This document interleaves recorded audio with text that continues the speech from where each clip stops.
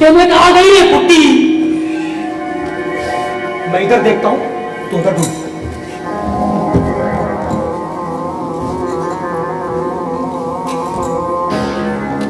कैसा गायब हुई रे लौंडी? बराबर बराबर यही कहीं छुपी होगी। अपन वहां छुपेंगे, वहां से ही पकड़ सकते हैं। अच्छा अच्छा।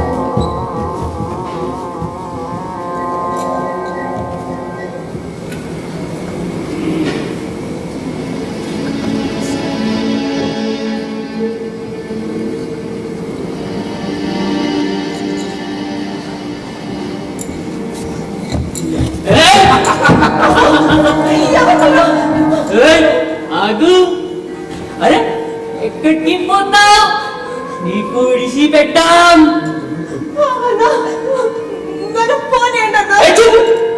మాతో उधर चल. का घंटा అయినాక నీకు విడిసి పెడతాం.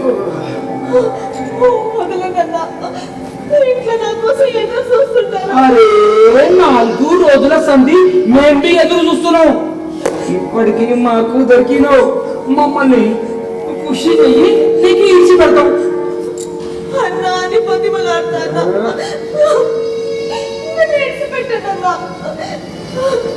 ठीक है, जल्दी పోవాలి అంటే జల్దీ రామల్లా. అది పని అయినాక నీకు జల్దీ పంపుతాం. నువ్వు ఇట్లనే నకరాలు చేస్తే నీ మానంకే సాత్ పానం కూడా పోతుంది. తర్వాత నీది ఇష్టం మళ్ళా. అరే భయ్యా, దీనికి మాటలతో చెప్తే సమజ్ అవుతలేదు. అవు ఒక్క ఫోటో పొడిచిందంటే గొప్పకి చేస్తావు. బోల్, వస్తావా చేస్తావా? బోల్ బోల్.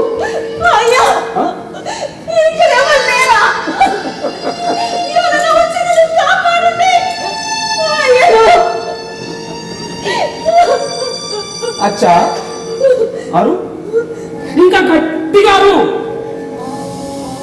అరుపులు పెట్టే ఆడదానితో మజాయే జబర్దస్త్ ఉంటది.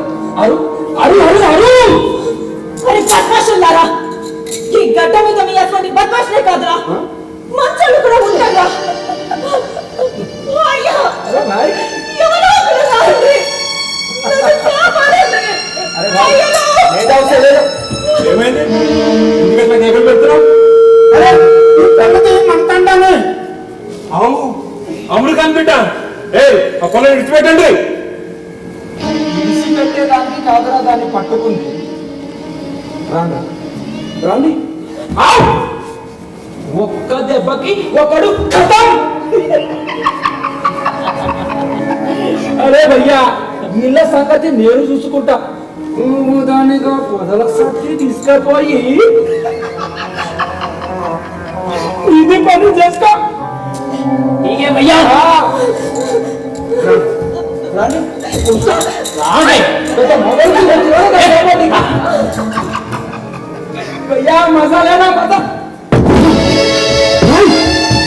कौन है ये तू? नाची बनता हो? मेरे बन्नो तेरे को मालूम है? ఎవట్రా నువ్వు? ఎవ్వరివిరా నువ్వు? చెప్పరా లపోట్. ఏయ్, మాది సంగతి నీకు తెలియదు. ఇక్కడ మాది రాజ్యం ఉంది. ఒక్క ఫోటో వచ్చి చంపుతా. పొడవ. వా పొడవ. भाई ఏమ్రా నక్రా చేస్తున్నావు? తాడ్న పుట్టి ఆడోడు బర్త్రీయారా? అయ్యా, చూడో భాయ్, పట్టుకోండి.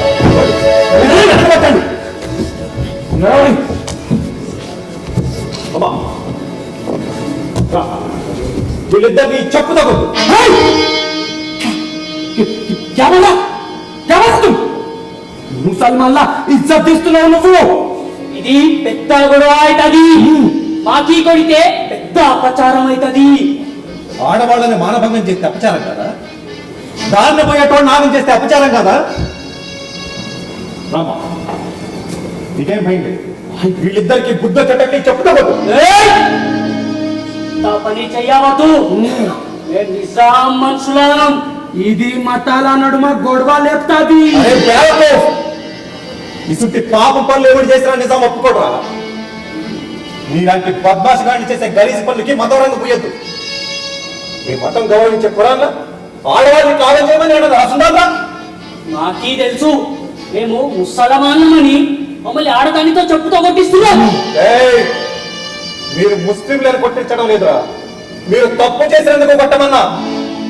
ఈ జాగాలో హిందువులున్నా, ముస్లింలున్నా, క్రిస్టియన్లున్నా ఇట్లనే కొట్టించటం. అట్లనే దానికి నువ్వేమన్నా బడా పోలీసురా? ఆ, చెప్పు, నీ పేరు చెప్పు. నీ మీద కంప్లైంట్ చేస్తావు.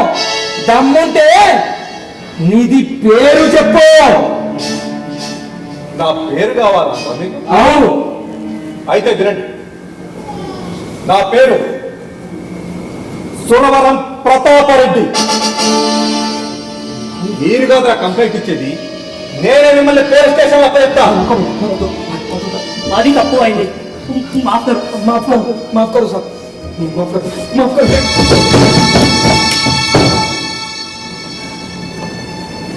అయ్యా, నా మానం కాపాడినవయ్యా. అయ్యా, ఈ తుర్కోలతో బతకలేమయ్యా.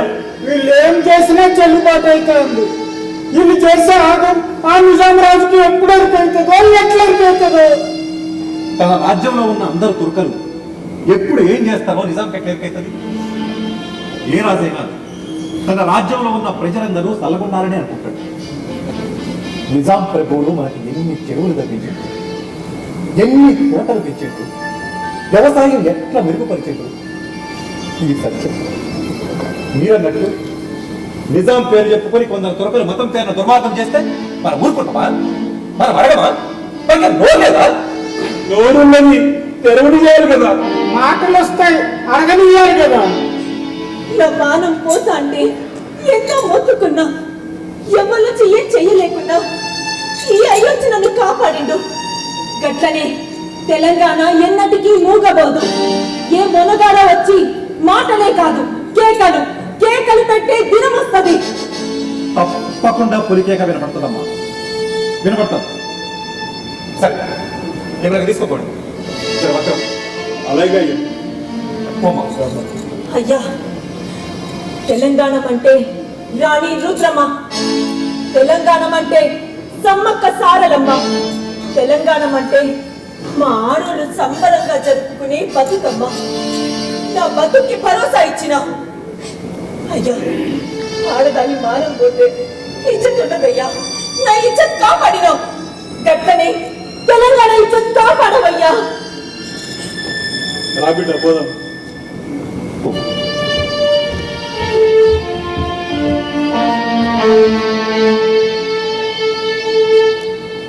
తెలంగాణ ఎన్నటికీ మూగపోదు. ఏ మొనగాడో వచ్చి మాటలే కాదు కేకలు పెట్టే దినం వస్తుంది. నా ఇజ్జత్ కాపాడినవయ్యా. గట్లనే తెలంగాణ ఇజ్జత్ కాపాడవయ్యా. తెలంగాణ ఇజ్జత్కి ఎప్పుడు భంగం కలిగినా సహించకూడదు. సహించడు ఈ ప్రతాపరెడ్డి. సురవరం ప్రతాపరెడ్డి 1896 మే 28వ తారీఖున అప్పటి మహబూబ్ నగర్ జిల్లా గద్వాల సంస్థానంలోని ఓరవెల్లి గ్రామంలో జన్మించారు. ప్రతాపరెడ్డి గారి తాత పేరు పాపిరెడ్డి. పాపిరెడ్డి గారికి నలుగురు కొడుకు. వారిలో రెండో వాడైన నారాయణ రెడ్డి గారికి 8 మంది సంతానం. వారిలో నారాయణ రెడ్డి గారి జ్యేష్ఠ పుత్రుడే ప్రతాపరెడ్డి గారు. ప్రతాపరెడ్డి గారు 1913 సంవత్సరంలో స్కూల్ ఫైనల్ పాస్ అయ్యారు. అప్పుడు ఆయన వయసు 17 సంవత్సరాలు. అంతకు ముందు సంవత్సరం వాళ్ళ చిన్న ఆయన చనిపోయారు. ఆ తర్వాత చదువు మానేస్తానంటే వాళ్ళ చిన్న ఆయన అసలు ఒప్పుకోలేదు. అతనిని బిఏలో చేర్పించారు. మద్రాస్ ప్రెసిడెన్సీలో బిఏలో చేర్పించిన తర్వాత 1921 సంవత్సరంలో ప్రతాపరెడ్డి గారు పట్టభద్రుడయ్యారు. చదువు సాగుతుండగానే అందరికీ పప్పన్నం కూడా పెట్టాడు. అంటే పద్మావతమ్మని పెళ్లి చేసుకున్నారు. డిగ్రీ పూర్తయిన తర్వాత చదువు మానేస్తానన్న కూడా చిన్నాయన ఒప్పుకోలేదు. మద్రాస్ లా కాలేజీలో చేర్పించారు. చదువు పూర్తయిన తర్వాత సాంఘిక దురాచారాలను, మూఢాచారాలను సునిశ్చితంగా ఖండించేవాడు. అట్టడుగున ఉన్నవారిని హక్కున చేర్చుకునేవాడు. వారి హక్కుల కోసం అహర్నిశలు కృషి చేసేవాడు. అది చూడండి.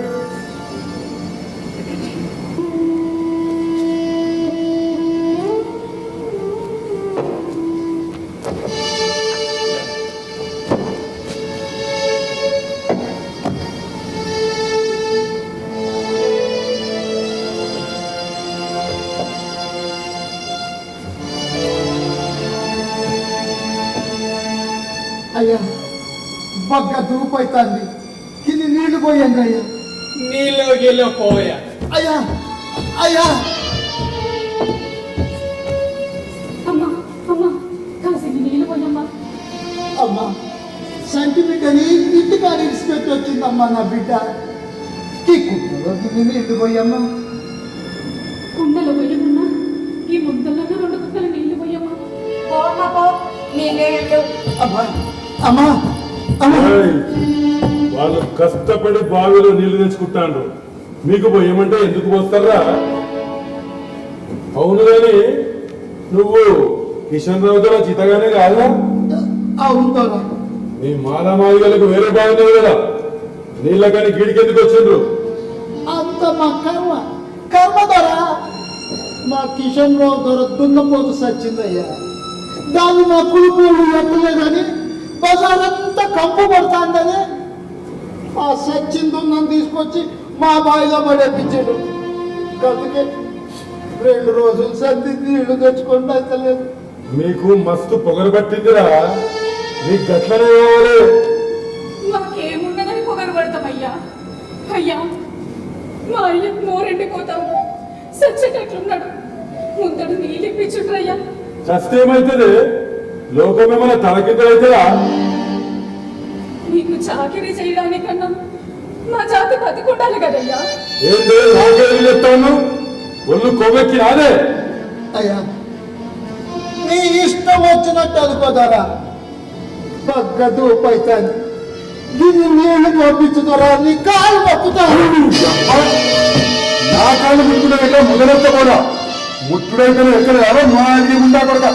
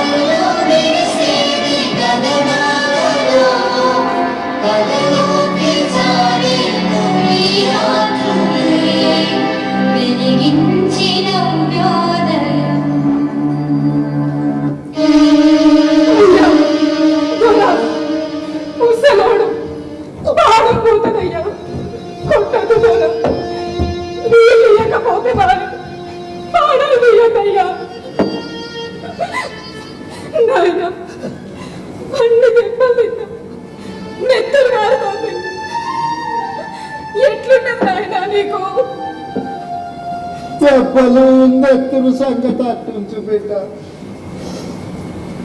నీళ్లు తాగకుంటే పానం పోయేటట్టు.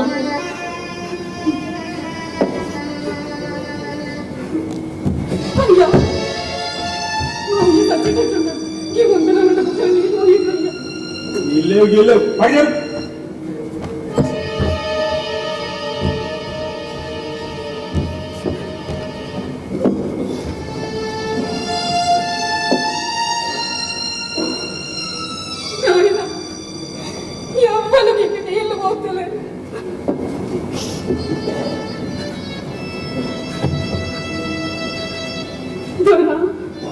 మిమ్మల్ని ముట్టుకొనడు వాళ్ళ తప్పే. అందుకు నా ముక్కు నీళ్ళకు రాస్తూ నీళ్ళు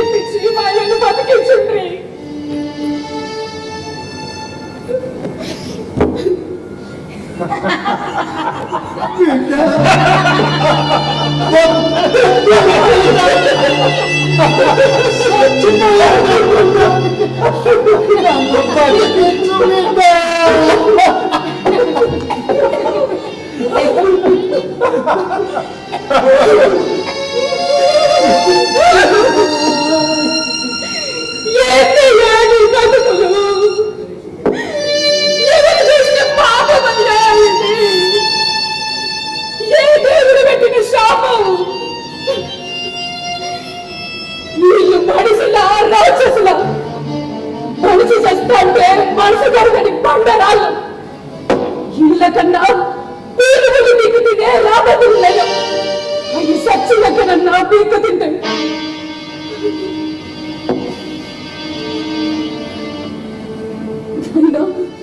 వీళ్ళెవరు నీళ్లు పోయకపోతే మాని నువ్వు బతకాలే చిన్నసేపాగయ్యా నా బిడ్డకిచ్చే నా సదవాళ్ళు వీళ్ళకొచ్చి నీకు తాపి నేను బతికించుకుంటా ఆగమ్మా. మీ అయ్యకి నేను నీళ్లుదాం. ప్రతాపరెడ్డి ఏంటి నువ్వు అంటున్నది? మల్లారెడ్డి ఇదే కనవసరం. నాకు అవసరమే. నువ్వు చేయబట్టి ఊరిని ఆగం కానియను.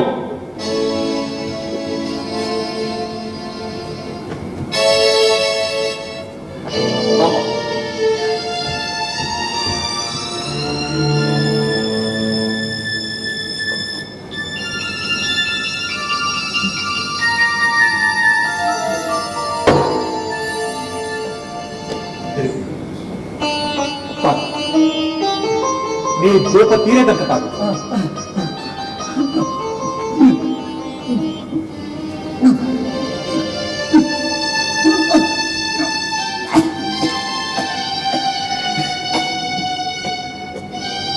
ఆ కొండ మీ ఇంటికి తీసుకుపోమ్మా. ఆగలే. ఏంది అరాచకం? కాపుల కుండ గుంజుకొని మాది దానికి నీళ్లు ఆపి ఆ నీళ్ల కుండ తీసుకొని బొమ్మంటే అందరికీ బొమ్మ లెక్క చూస్తానండి. రే, నీ కుండ తీసుకొని దానికి ఇస్తా అంటే ఇదేమన్నా అడగడానికి నోరు లేదా నీకు? ఈ పరిచరణ కోసం ఎంత చేసినా ఏం చేసినా అడిగేదానికి హక్కు ఎవ్వరికీ లేదు.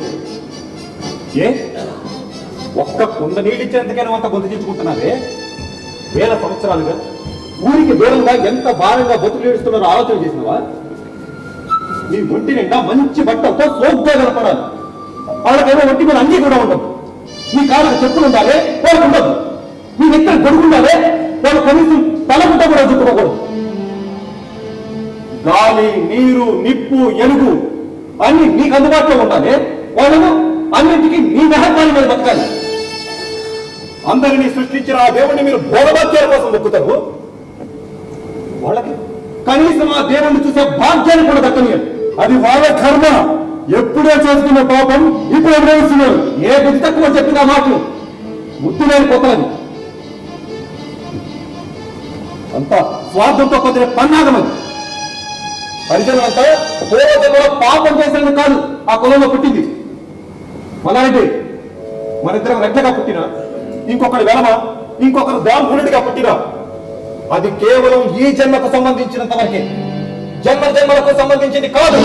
ఎందుకంటే తెలివి తక్కువ పెట్టిన పెద్ద చిన్న అని వాడు చాకలి, వీడు మంగలి, వాడు మాదిగా ఈయన వెలమాన రెడ్డి అని తేడా లేకపోతే లోకమే నడుస్తుంది. లోకం నడవడానికి కాదు, వాళ్ళు అనుకున్నట్టు లోకాన్ని నడపడానికి పెట్టింది అనుకోవడం. ఇవన్నీ అవన్నీ మనం గుడ్డిగా అనుకుంటూ వస్తున్నాం. ఇవన్నీ ఇవాళతో బంద్ పెట్టాలా? శుభమ్మ నీవు ఆగవే. నేను పొమ్మంటానా? నేను ఆగమంటున్నా. ఇది ఊరి కట్టుబాటు. ఇది ప్రతాపరెడ్డి తిరుగుబాటు. నీకే బయటదమ్మా. ఆగవే. ప్రతాపరెడ్డి, ఇక్కడున్న వాళ్ళు నీకు భయపడి ఎదురు చెప్పకపోవచ్చు. నీ ధైర్యం తీసుకుని ఆ మాదిగది ముందుకు పోవచ్చు. కానీ దాని కుండలో ఉన్నది గంగమ్మ తల్లి దేవత. ఒక్క అడుగు ముందుకు పోను. నేను పోను.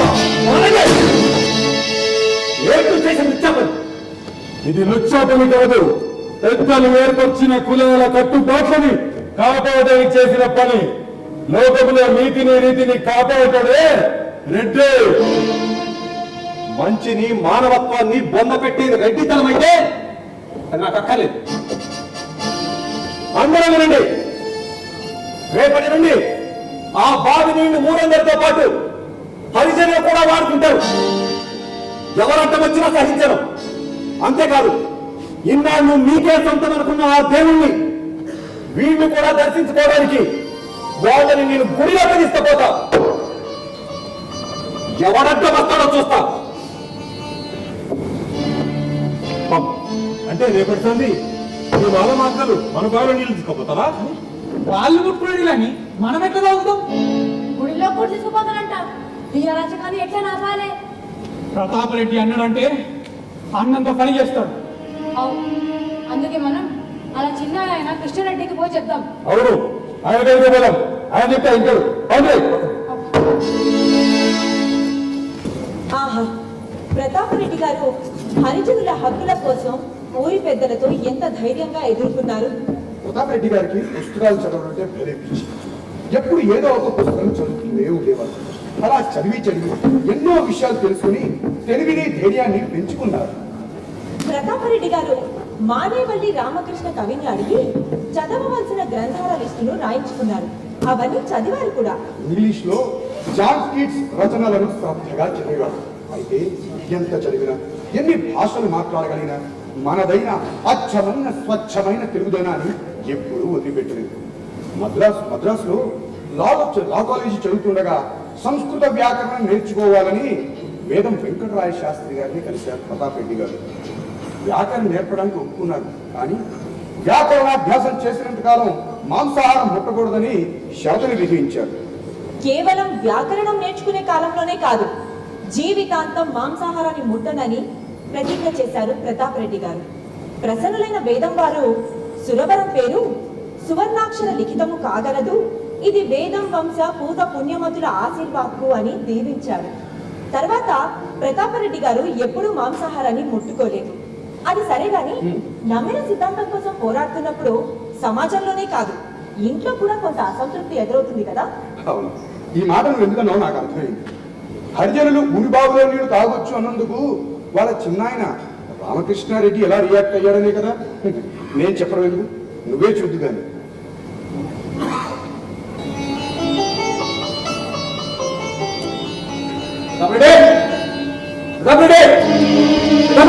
రండి మావయ్య, కూర్చోండి. ఏడి మన వీర ప్రతాపుడు? ఏమైంది? మళ్ళా ఏమన్నా లొల్లా? ఉత్తలొల్లి కాదు, ఊరంతనికి తల్లొప్పి. రేపటి నుంచి హరిజనులను ఊరు బావులు నీళ్లు తీసుకోమండట. అవు మళ్ళా వాళ్ళ బావిలో ఎవరో చచ్చినట్టున్న వేసిండ్రంట కదా. ఓహో, అయితే ముచ్చట్లని నీకు ఎక్కేనన్న మాట. ఇద్దరు కలిసి ఊరిని ఉద్ధరిస్తారా? అయ్యో అయ్యో, నాకేం ఎరకలేదు మావయ్య. వారేదో చెబితే ఊ కొట్టకపోతే మంచిగుంటదని ఊ కొడతా అంతే. ముందు ఊ కొట్టి తర్వాత జై కుట్టుంటావు. అందుకే వాడు గిట్ట తయారైతుంది. అయ్యో, నాకేం తెలియదు మావయ్య. అదిగో వచ్చిండు, ఆయన్ని అడుగుండు. ఏమైంది చిన్న? ఏమిట్రా, రేపటి నుంచి హరిజనులను ఊరు బావులను నీళ్ళు తీసుకోమన్నావరా? అక్కడ ఎసుంట మనుషులు జరిగిందో మీకు ఎరికైతే? ఎరికే, నాకంతా ఎరికైంది. ఊరి జనాలందరూ కట్టుకొని నాతో చెప్పారు. జనాల ఇష్టాలు కాదని మనం ఏది చేయకూడదురా. గప్పుడే మన గౌరవం నిలబడుతుంది. మన గౌరవం కోసమని ఒక అన్యాయాన్ని అంగీకరించమంటారా? దూపతో ఒక ప్రాణం గిలగిల కొట్టుకుంటా అంటే మన గౌరవం పోతుందని ఒక అమానుషుల సంప్రదాయాన్ని సమర్థించమంటారా? నేను ఇంకా బతికే ఉన్నా. నీ నాయనతో పాటు నేను చచ్చిపోలే. అయినా ఊరిని ఉద్ధరించే పెద్దరికం నీకెవరు ఇంకా అప్పగించలే. దానికి పెద్దలు ఉన్నారు. ఎవరా పెద్దలు? మంచి చెడు చెప్పే పెద్దలు, తప్పొప్పులేదో చెప్పి సమాజాన్ని సరైన దారిలో నడిపే పెద్దలు. ఆ పెద్దలు చేయబట్టే ఈ కులం ముట్టుడు చిన్న చూపు.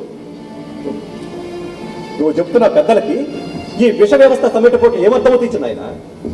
కొన్ని కులాల్లో పుట్టినోడు ఎంత చిల్లరగాడైనా సరే అన్ని అవకాశాలు గౌరవ మర్యాదలు అడగకుండానే అందుకుంటున్నారు. కానీ కింది కులాల్లో పుట్టినోళ్ళు బానిసత్వంలో మగ్గిపోతున్నారు. ఆ బానిసత్వ సంఖ్యను పెంచుకోవాలని పోరాటం చేస్తున్నారు ఆయన. వాళ్ళకి ఎందుకంత కష్టం? ఉన్నదంతా సరిపెట్టుకోవచ్చు కదా. మనం ఇచ్చిందంతా సుఖంగా ఉండొచ్చు కదా. పల్లకీలో కూర్చున్నవాడు ఆలోచన చేసినట్టు దాన్ని మోసేటోడు ఆలోచన చేయడం ఆయన. మనం గోవుని పూజిస్తున్నాం, పాముకి పాలు పోస్తున్నాం, వాటికన్నా తక్కువ వాళ్ళ హరిజనులు? వాళ్ళు మనలాంటి మనుషులే కదా. వాళ్ళని మనం మనుషుల లెక్క గౌరవించకపోతే వాళ్ళు మనల్ని పశువుల కన్నా హీనంగా అగౌరవపరిచే రోజు ఒకటి తప్పక వస్తుంది. ఏమిటా నీ మొండితనం? అసలు నీ మొండితనం ఏంటో నాకు సమయం లేదు. నువ్వు స్కూల్ ఫైనల్ పాస్ అన్నాక చదువు బంధు పెడతానన్నావు. గప్పుడే బంధు పెట్టనిచ్చి ఉంటే నువ్వు ఇట్లా అడ్డదిడ్డంగా మాట్లాడుతుంది కాదు. అయినా నువ్వేందిరా ఎప్పుడు చూసినా కథలు, కవిత్వాలు, పురాణాలు, ప్రబంధాలు అంటూ అసలు నీకు నా మాట అంటే లెక్కే లేదు. పోనీ నీ పెళ్లి వ్యవహారంలో మీ అమ్మ మాట నిన్నావా? అది కాదు మావయ్య. అమ్మా నువ్వేమనుకో, సరే జరిగింది ఏదో జరిగింది. ఇవన్నీ మన ఇంటి సంగతులు. గా హరిజనుల సంగతి ఊరంతటిది. అయినా ఊర్లో మాకు గౌరవం లేకుండా చేయాలని ఆలోచన. చూడు ప్రతాప్ రెడ్డి, మీ నాయన లెక్క నేను కూడా చచ్చిపోయాను అనుకుంటే చిన్న ఆయన మాట్లాడుతుందా? నేను కూడా చచ్చిపోయాను అనుకుంటే ఈ ఎవరు తలదొచ్చు, లేకపోతే గమ్ము నుండు. నువ్వేమంటావు నాకు చెప్పాలి, ఇప్పుడే చెప్పాలి.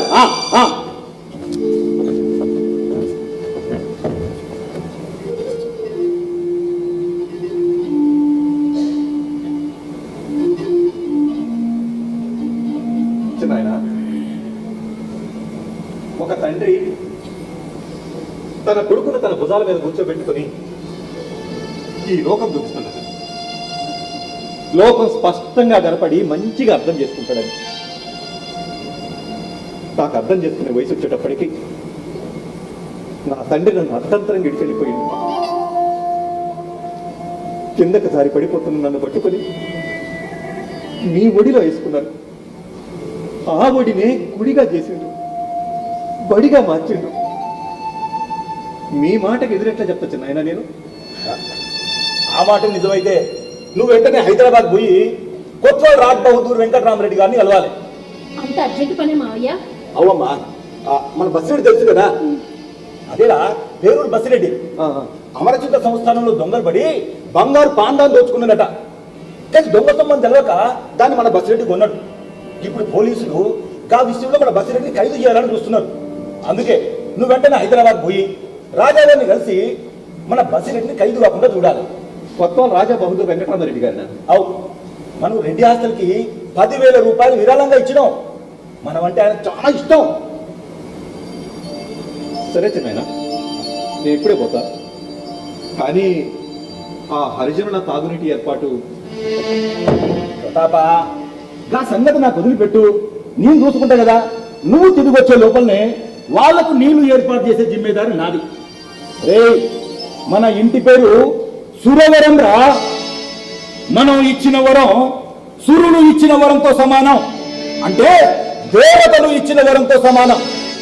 ఒక్కొక్కసారి దేవతల మాట అయినా జరగకపోవచ్చేమో గాని మన వంశీకులు ఇచ్చిన మాట తప్పక జరిగి తీరుతుంది. అసలు పాన్ దాన్ అంటే ఎవరికీ తెలియదు కదా. అవును, తమలపాకుకి చున్నం, కాసు రాసి వాటితో పాటు వక్కలు, రకరకాల సుగంధ ద్రవ్యాలు వేసుకొని నమిలేవారు. అవన్నీ ఒక అరల డబ్బాలో ఉండేవి. ఆ అరల డబ్బానే పాందాన్ అంటారు. అది సరే గాని ప్రతాప్ రెడ్డి గారిని హైదరాబాద్ వెళ్ళి రాజ్ బహదూర్ గారిని కలవమన్నారు కదా. రాజ్ బహదూర్ గారు బసిరెడ్డిని ఎలా కాపాడగలుగుతారు? రాజ్ బహదూర్ వెంకట్రామారెడ్డి గారు నిజాం ప్రభుత్వంలో కొత్వాల్ పదవిలో ఉండేవారు. అంటే పోలీసు శాఖలో పెద్ద పదవి. అతనికి చాలా పలుకుబడి ఉండేది. ఆ పదవి పలుకుబడితో బసిరెడ్డిని అరెస్టు కాకుండా ఆపగలరు. పోలీసు శాఖలో ఉన్న అన్ని రకాల సాంఘిక కార్యక్రమాలు ఆయన పట్టించుకునేవారు. ముఖ్యంగా ఆడపిల్లలు కూడా మగపిల్లలాగే చదువుకొని అన్ని రంగాల్లో రాణించాలనేలా ఎన్నో ఏర్పాట్లు చేశారు. ఇతర జిల్లాల నుండి హైదరాబాద్ వచ్చి చదువుకునే అబ్బాయిల కోసం రెడ్డి హాస్టల్ స్థాపించారు. ఆ హాస్టల్ గురించి హాస్టల్ సెక్రటరీతో మాట్లాడుతున్నారు. అది చూడు.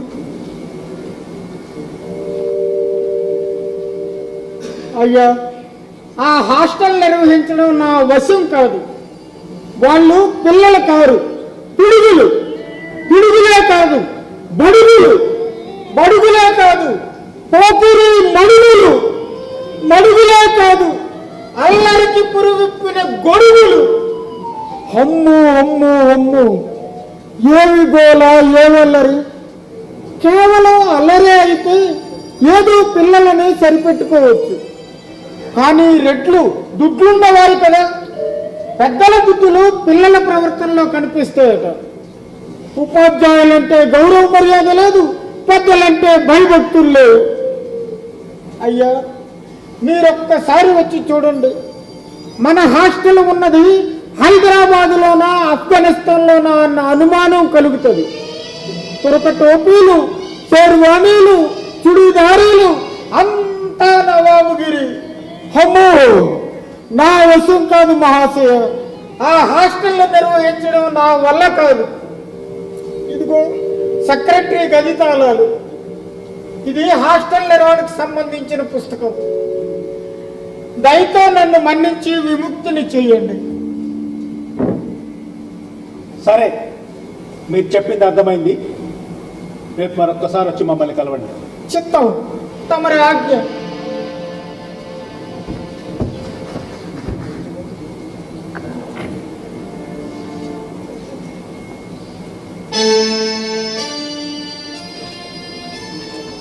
రాజా వారికి నమస్కారం. నమస్కారం. రా ప్రతాప్ రెడ్డి, కూకుండు.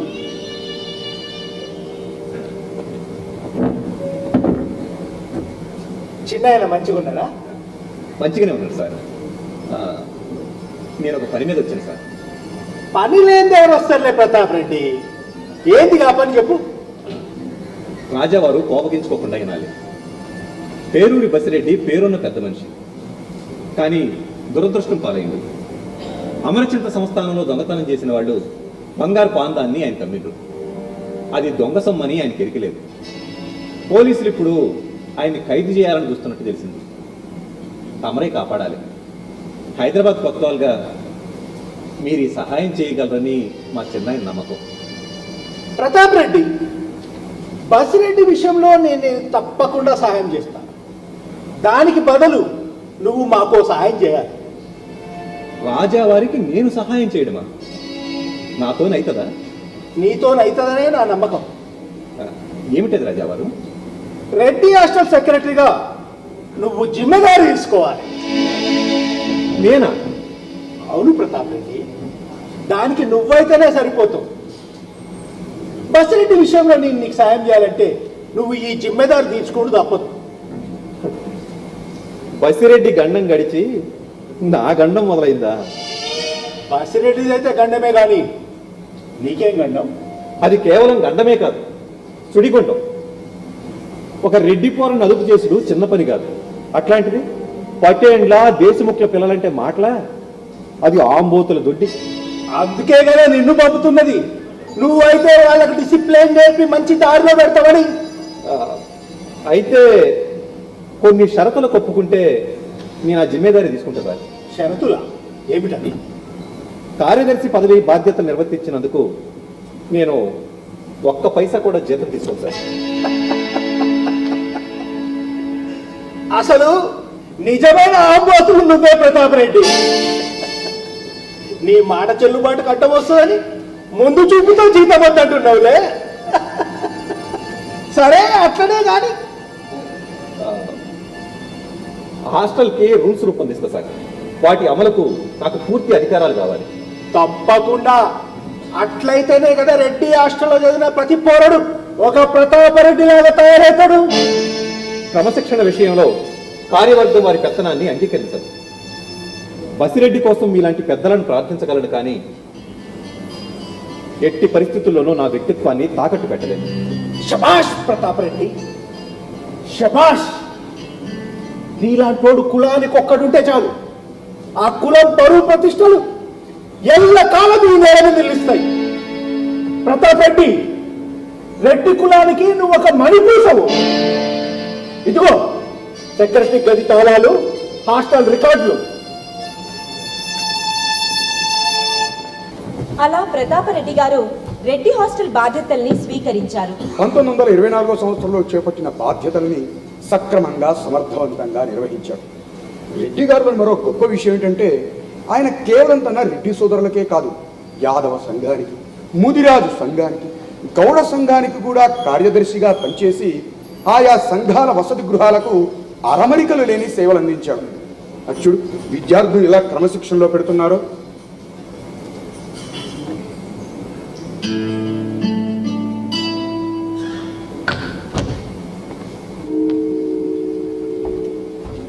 ఆదమర్సి సులేమాన్జీ. నేను సులేమాన్ని గాను. నా పేరు చిన్నారెడ్డి.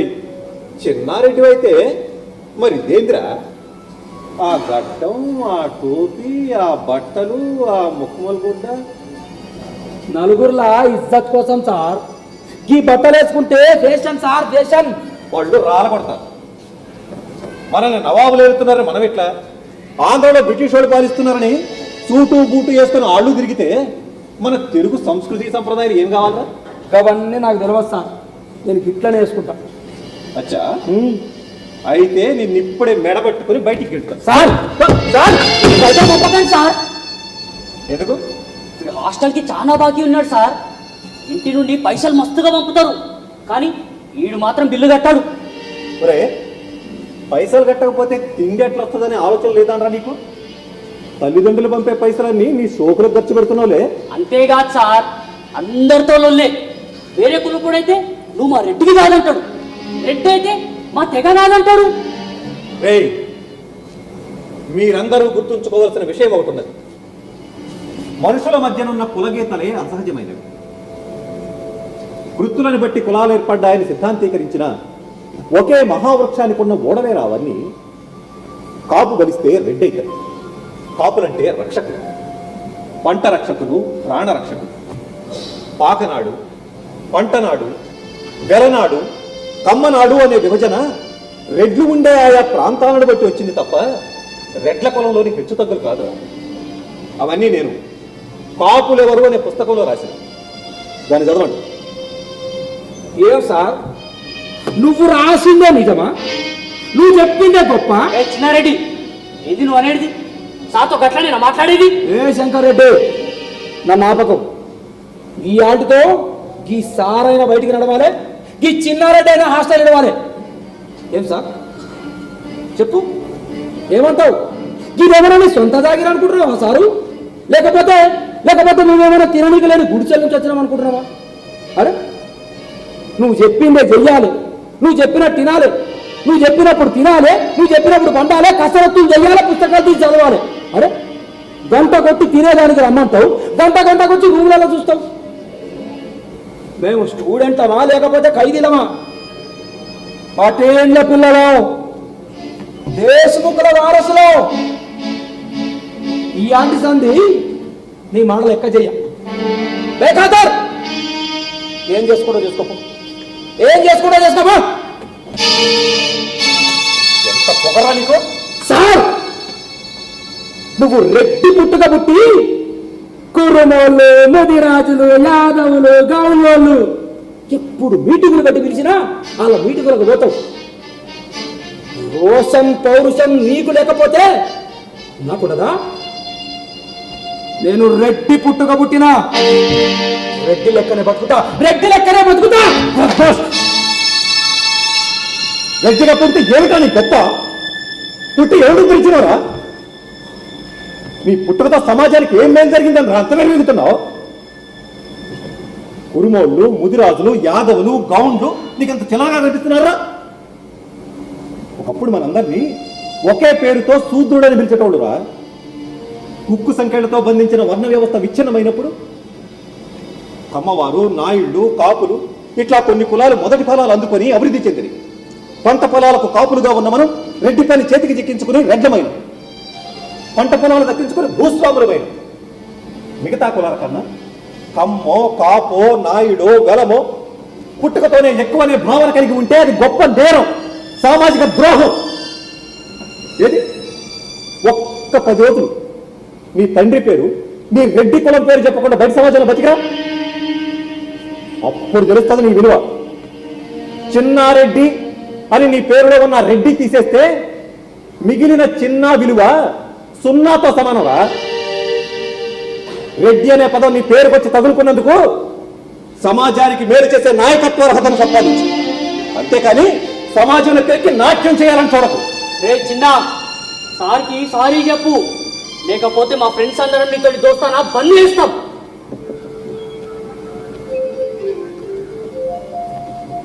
సార్, తప్పైంది సార్. నా పొగరు నాకు తెలిసేటట్టు చేసిరు. నా కళ్ళు తెరిపించారు సార్. నన్ను క్షమించండి సార్.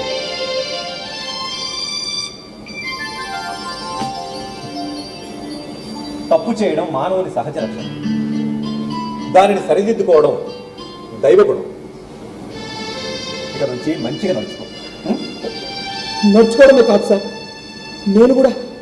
నేను కూడా శంకర్ రెడ్డి లెక్క మీ ఫాలోవర్ అవుతా. మీరేం చెప్తే అదే చేస్తా సార్. చాలా సంతోషం. సార్, మీరు ఈ హాస్టల్ గదుల్లోనే పత్రిక స్థాపించడానికి సర్కార్ అనుమతి అడిగిరు కదా? వేరే పేర్లైతే నిజాం సర్కార్ అంగీకరించదని గోలకొండ పత్రిక అని పెట్టడానికి అనుమతి ఇవ్వమని దరఖాస్తు పెట్టుకున్నాం. మీకు హార్టీ కంగ్రాచులేషన్ సార్. ఏం? ఇదిగోండి అనుమతి పత్రం. ఇప్పుడే పోస్ట్ మ్యాన్ ఇచ్చి వెళ్ళిండు. దీన్ని మీకు వేయడానికి వచ్చినా సార్. శంకర్ రెడ్డి ఎంత శుభవార్త చెప్పినావు. అయితే పత్రికను ట్రూ బజార్లో పెట్టుకోమని అనుమతించారు సార్. అయితే పత్రిక పెట్టుకోవడానికి అనుమతి అయితే ఇచ్చింది. ఎందుకు సార్ ఈ పత్రిక కోసం ఇంత గట్టిగా పట్టుబట్టారు? పత్రిక కోసం అన్న మీరు ఇక్కడ ఉంటారని రాజ్ బహదూర్ వెంకట్రామరెడ్డి గారు ఆ రోజు 7 పెద్ద మనుషుల నుండి 7,000 చందా వసూలు చేసి మీకు ఇచ్చిర్రు. అవును, ఆ డబ్బుతోనే కాదు మద్రాసు నుంచి ప్రింటింగ్ మిషన్లు తెప్పించింది. ఎందుకు సార్ ఈ పత్రిక కోసం ఇంత గట్టిగా పట్టుబట్టారు? శంకరెడ్డి, గోలకొండ పత్రిక నా మానస పత్రిక. ప్రజల స్వరం, వాళ్ళ నాడీ స్పందన. ఒకప్పుడు నిజాం ప్రభువులు చెరువులు తవ్వించి వ్యవసాయాన్ని అభివృద్ధి చేసింది నిజం. ఉర్దూ తెలుగు సాహిత్యాలను సమానంగా పోషించింది నిజం. కళలకు సంస్కృతికి కొండంత అండగా నిలిచింది నిజం. కానీ రాను రాను కొందరు స్వార్థపరుల మాటలు నమ్మి సంస్కారం అంతరించిపోయింది. నిజాం నిరంకుశత్వానికి వ్యతిరేకంగా పోరాడాలి అంటే మనకు పత్రిక తప్పనిసరిగా ఉండాలి. ప్రజల్ని జాతీయోద్యమంలో భాగం చేసే ఉద్యమ వేదిక మన గోలకొండ పత్రిక. భారతదేశ స్వాతంత్ర్యానికి, తెలుగు భాష ఉద్ధరణకు గోలకొండ పత్రిక కంకణం కట్టుకుంది. శంకరెడ్డి, మీరు కారణ జన్ములు సార్. మీరు చేయబోయే అన్ని కార్యక్రమాలు మేము కార్యకర్తలుగా పనిచేస్తాం సార్.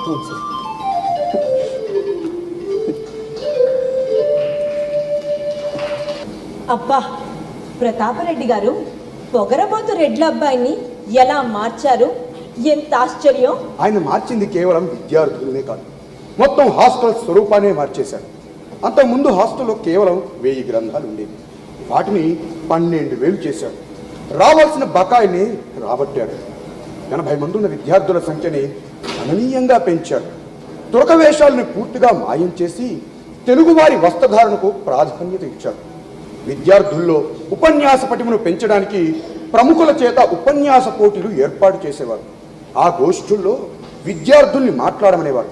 దాని ద్వారా వారిలో స్టేజ్ ఫియర్ పోయి వక్తలుగా తయారయ్యారు. స్కౌట్స్ విభాగాన్ని ఏర్పాటు చేసి విద్యార్థుల్లో శారీరక దారుఢ్యం, మానసిక స్థైర్యాన్ని పెంచేవారు. ముఖ్యంగా రాత్రులు బయటికి వెళ్లకుండా క్రమశిక్షణ నేర్పారు. ప్రతాపరెడ్డి గారు హాస్టల్ని గొప్ప శిక్షణాలయంగా తీర్చిదిద్దారు. రెడ్డి హాస్టల్ అంటే చదువుకునే వారికి ఒక గురుకులం, క్రమశిక్షణకు ఒక సైనిక శిబిరం, జిజ్ఞాసులకు ఒక జ్ఞాన భాండాగారం, శరీర సౌష్ఠవానికి ఒక వ్యాయామశాల, ఆధ్యాత్మిక బోధకు ఒక పర్ణశాల. అక్కడ మన సురవరం ప్రతాపరెడ్డి గారు విద్యార్థుల పాలిట తండ్రి, గురువు, దైవం. ఇంగ్లీష్లో చెప్పాలంటే ఫ్రెండ్, ఫిలాసఫర్ అండ్ గైడ్. అంతటి మహోన్నత వ్యక్తి ఎంత దారుణంగా హాస్టల్ నుంచి నిష్క్రమించారో తెలిస్తే గుండె చెరుగవుతుంది. ఏమైందో అటు చూడు. What is this? I am asking you, Mr. Reddy. What is this? You are a conspirator against the British government. Is it not? కాదు, నేను కుట్రదారుని కాదు ట్రెంచ్ గారు. కాకపోతే ఈ బుక్ మీ హాస్టల్ లైబ్రరీలో ఎలా వచ్చింది? Don't you know about Mr. Savarkar? అతడు దేశద్రోహి అంటాను నేను. కాదు, అతడు దేశభక్తుడు అంటాను నేను. What does it mean? It means an individual might go against the government, but the same individual who loves, lives and dies for his motherland is called a patriot. Savarkar రాసిన the war of Indian independence అనే book ని ప్రభుత్వం ban చేసిందని మీకు తెలియదా? తెలుసు. మరి తెలిసి ఆ బుక్ ని హాస్టల్లో ఎందుకు ఉంచారు? ఓ, ఈ బుక్ ని హాస్టల్లో ఉంచి స్టూడెంట్స్కి ఇచ్చి వాళ్ళ చేత చదివించి వాళ్ళను బ్రిటిష్ గవర్నమెంట్కి అగెనిస్ట్ గా ఇన్స్టిగేట్ చేస్తున్నారు. ఇది false allegation. False? You mean my allegation is false? Then what is this? Read and tell me. Me hostel కార్యవర్గం రాసిన పిటిషన్ ఇది కూడా ఫాల్స్ ఎలిగేషనా? రెడ్డి హాస్టల్ కార్యవర్గమే నా మీద ఫిర్యాదులు చేసిందా? ఎస్, సత్యాగ్రహం చేయమని స్టూడెంట్స్ ని ఎంకరేజ్ చేస్తున్నామని కూడా రాసింది. రీడ్. రెడ్డి హాస్టల్ కార్యవర్గమే నా మీద ఇంత నింద ఎలా మోపుతారా? తట్టుకోలేకున్నావా? నిజాం చుట్టుకుని బ్రిటిష్ ప్రభుత్వాన్ని చూసి కాదురా, నా వాళ్ళు అనుకున్న వాళ్ళు గత 10 ఏళ్లుగా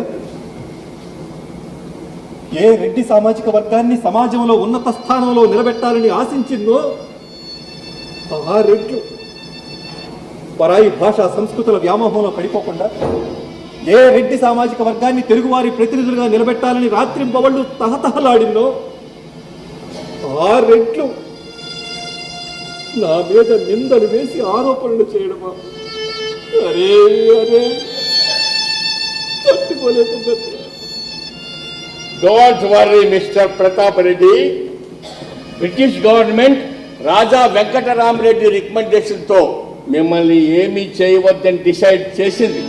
just formal enquiry. Okay mister Reddy, all the best.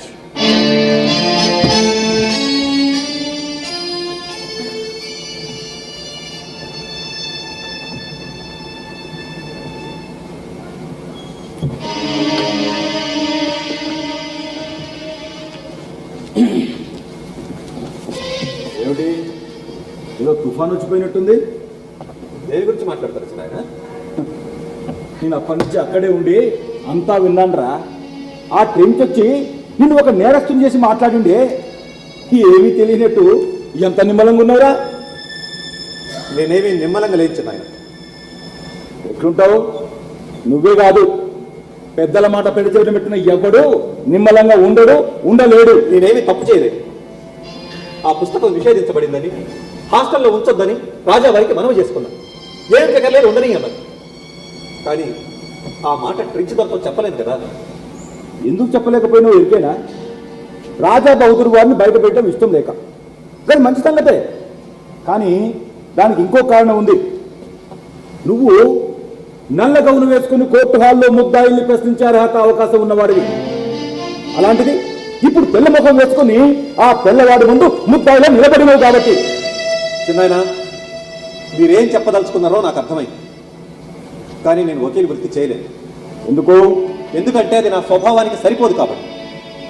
వృత్తి సరిపోదా? రాబడి సరిపోదా? వకీలు వృత్తి చేస్తూ ఎంతెంత సంపాదిస్తున్నారో, ఎన్ని ఆస్తులు కూడా పెడుతున్నారో చూడు. చూసే చెప్తున్నా. హైదరాబాద్లో కొందరు లాయర్లు గాసట బీసట తురకం ఎట్లా మాట్లాడుతున్నారో కళ్ళారా చూసే చెప్తున్నా. కేసులు గెలవనీకి అధికారుల కాళ్ళు వెళ్ళు పెట్టుకుంటున్నారు. ఆత్మాభిమానం గల వ్యక్తిగా, సురవరం వంశీకునిగా, సాహితీకారునిగా, సహృదయ సద్భావన సాధకునిగా నేను వకీలు వృత్తి చేయలేను. తెలుగు భాషా సాహిత్య సముచ్చోద్ధరణకు నాలో వెలుగుతున్న జ్ఞానజ్యోతిని నల్లకోటు కప్పి సాటిపేయమనడం భావ్యం కలిసి ఆయన. అరే ఏమిట్లా నీ ముందుతాను? ఒకటి కాదు, రెండు కాదు, ప్రతి విషయంలో నీ మాట నెట్టాలంటావు. ఊర్లో హరిజనులని ఆ ఊరు బావులని నీళ్లు తీసుకుపోమన్నావు. ఊర్లో దొంగలంతా ఒకటై నాకు అడ్డు చెప్పింది. అయినా అయినా నువ్వు ఇచ్చిన మాట కోసం మరో బావు తప్పించి వాళ్ళకి ఇచ్చిండ్రా. వంశాన్ని ఉద్ధరించేవాడురా వంశోద్ధారకుడు.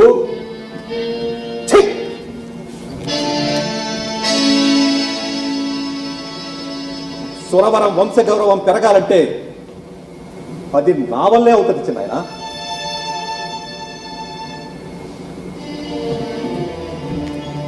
రెడ్డి హాస్టల్ కార్యవర్గమే నా మీద నిందలు వేసి ఆరోపణలు చేసిందని బాధపడతంటే నన్ను వకీలు వృత్తి చేయమని బలవంతం చేస్తున్నారు. వకీలు వృత్తి గౌరవమైందే కదా సార్. ఆ గౌరవం ఆ వృత్తి వల్ల వచ్చింది కాదు, ఆ వృత్తి ద్వారా వచ్చిన డబ్బు వల్ల వచ్చింది. డబ్బు ముఖ్యమే కదా సార్? ముఖ్యమే, కానీ ఎంతవరకు? కొంతవరకే. కానీ ఇప్పుడు ఏం జరుగుతుంది? డబ్బుంటే చాలు అన్ని గౌరవాలు మర్యాదలు తగిలిస్తున్నారు. ముఖ్యరా ముక్కుకు అందం తెచ్చేటట్టు ఉండాలి, అంతేగాని ముక్కే ముసుగుపోయేటట్టు ఉండకూడదు. శంకరెడ్డి, చిన్నారెడ్డి, నా సామాన్లన్నీ సర్ది పెట్టండి. రెడ్డి హాస్టల్ కార్యదర్శి పదవికి రాజీనామా లేక రాజా వారికి నేనే స్వయంగా ఇచ్చి వస్తాను. ఆ పని చూడండి.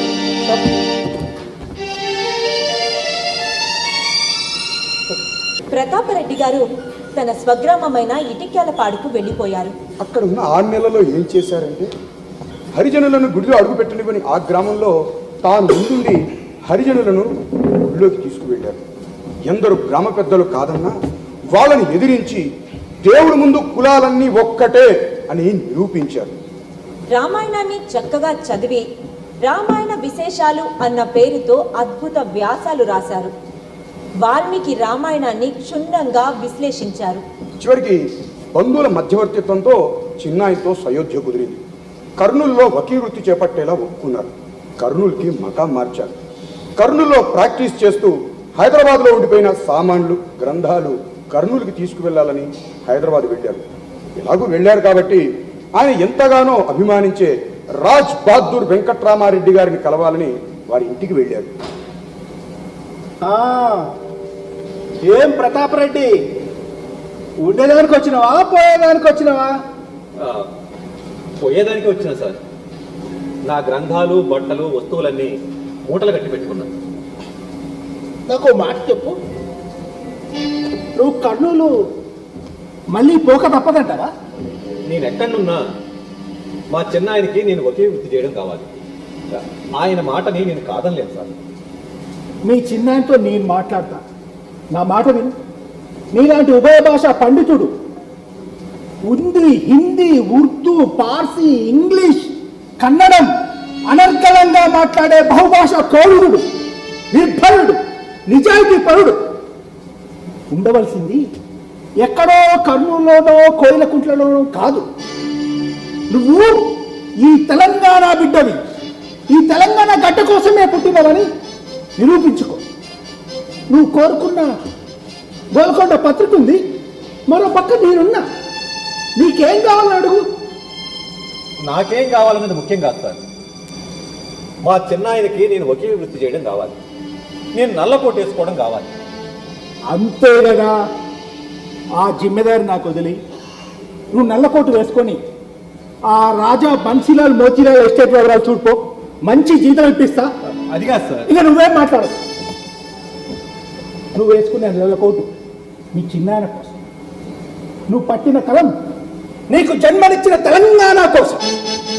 చూడు ప్రతాపరెడ్డి, నువ్వు నల్లకోటు వేసుకుంటే నీ ఆత్మ దాని వెనక ఉండిపోతుంది. అదే కలం పట్టి పత్రికను నడిపితే మన తెలంగాణ ముందుకు వస్తుంది. వకీలు వృత్తి చేసి డబ్బు సంపాదిస్తే నువ్వు ఆస్తిపడవు. అదే కలం పట్టి పత్రికను నడిపితే మన తెలంగాణ సుసంపన్నమవుతుంది. నువ్వు సంపన్నుడవుతావా, మన తెలంగాణను సుసంపన్నం చేస్తావా? ఈ నిర్ణయం ఏమిటో నాకు ఇప్పుడే తెలియదు. మన తెలంగాణను సాహిత్య సాంస్కృతిక రంగాలలో సుసంపన్నం చేస్తాం. శభాష్ ప్రతాపరెడ్డి, శభాష్.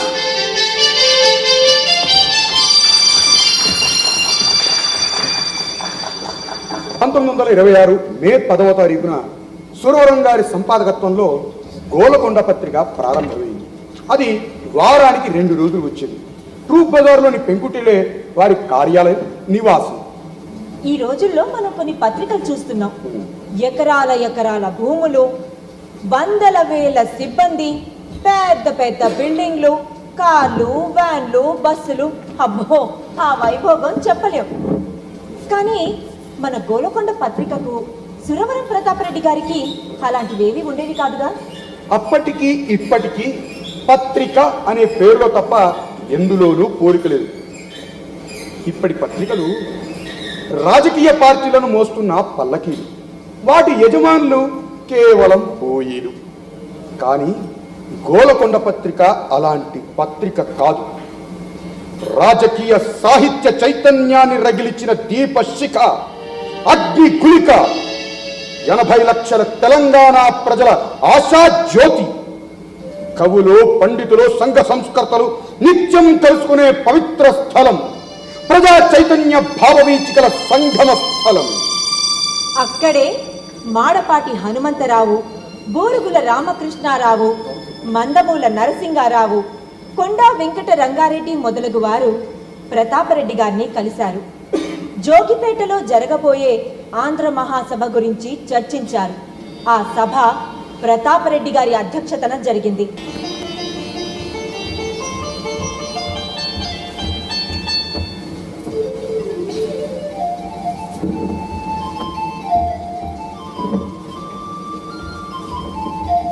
పద్మావతి, ఏమండి బంగారం తీసుకోండి.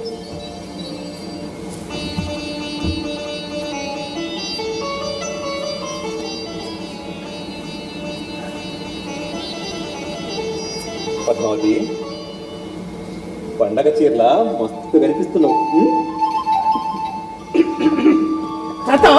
రండి సార్, నమస్కారం. మా ఇంటికి రావడం చాలా సంతోషం సార్.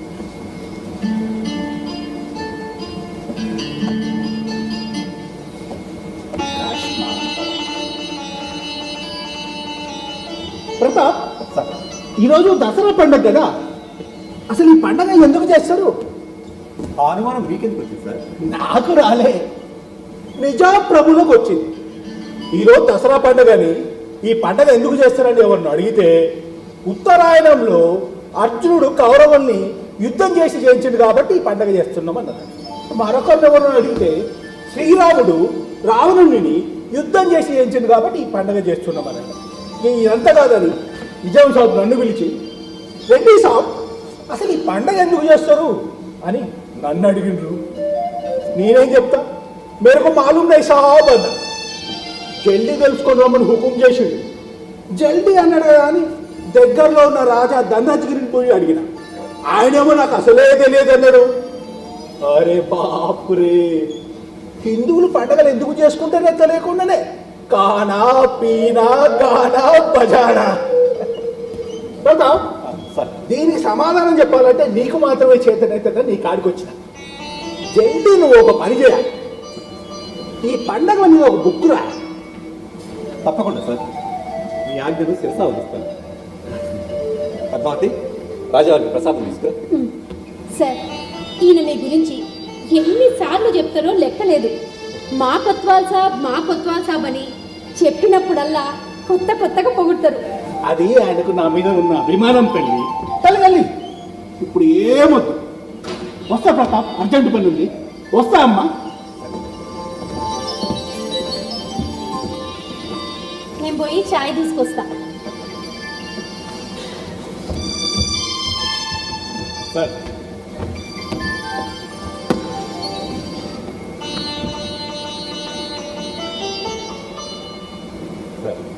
ఈ స్టేట్మెంట్ చూసిందా? ఏమిటని జరుగుతున్నావు? గుడుంబ వెంకటరాఘవాచార్యుడు ఎంత గవర్నమెంట్ స్టేట్మెంట్ ఇచ్చిండో ఏమన్నాడు? తెలంగాణ ఒట్టి ఇసుకపర్రా, అక్కడ కవులన్నవాడు లేడు, ఉన్న వాళ్ళకు కవితాశక్తి లేదు, అసలు వాళ్ళు మాట్లాడేది తెలుగు కానే కాదన్నాడు. ఎవరయ్యా మూర్ఖుడు? తెలంగాణలో కవులు లేరా? ఎంత తప్పుడు మాట అయ్యాది. ఆది నుంచి మన తెలంగాణ తెలుగు భాషామ తల్లికి విహార రంగస్థలమై అలరాడుతుంది కదా.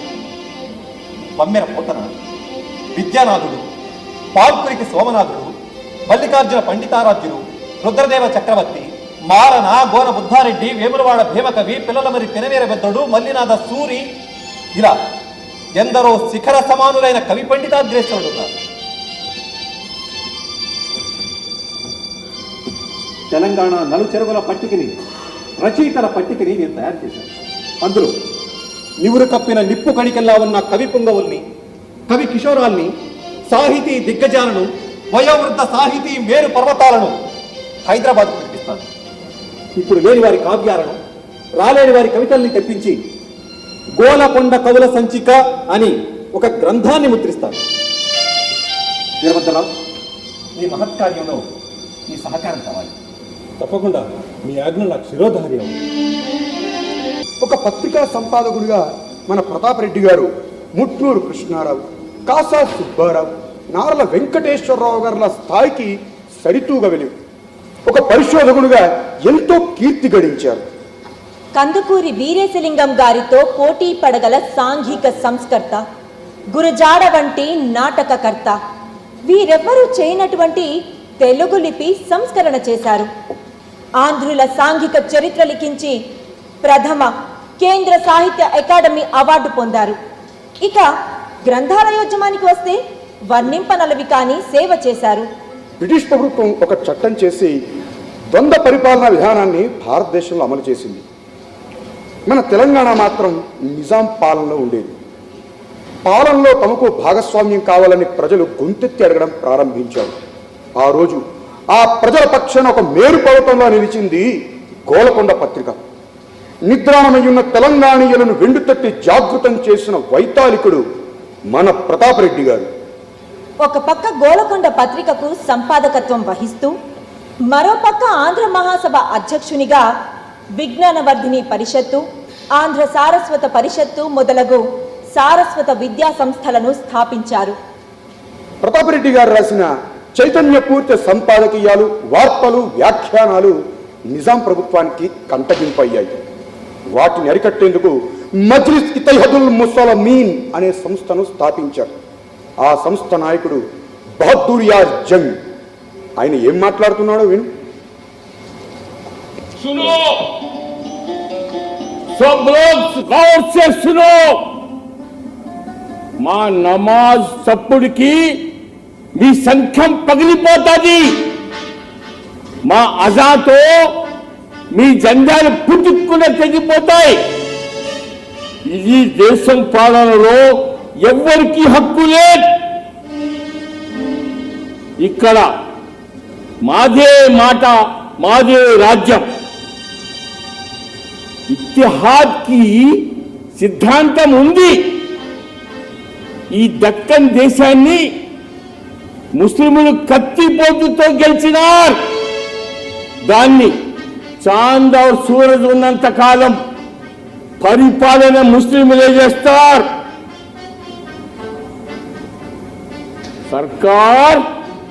సర్కారీలు, నౌకరీలు అన్ని ముస్లింలవే. ఇక్కడ ముస్లింలే యజమానులు, హిందువులు గులాములు.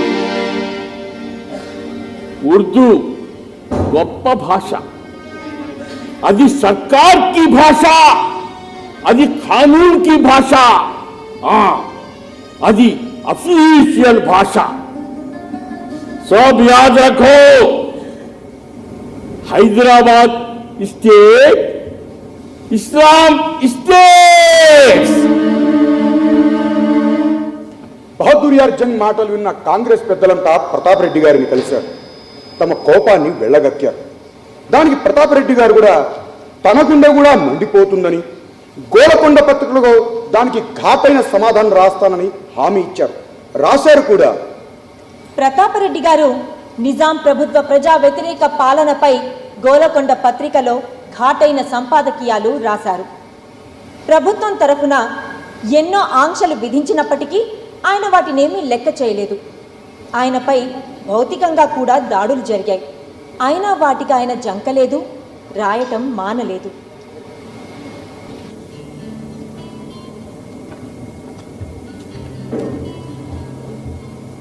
పళ్ళరసం తీసుకోండి.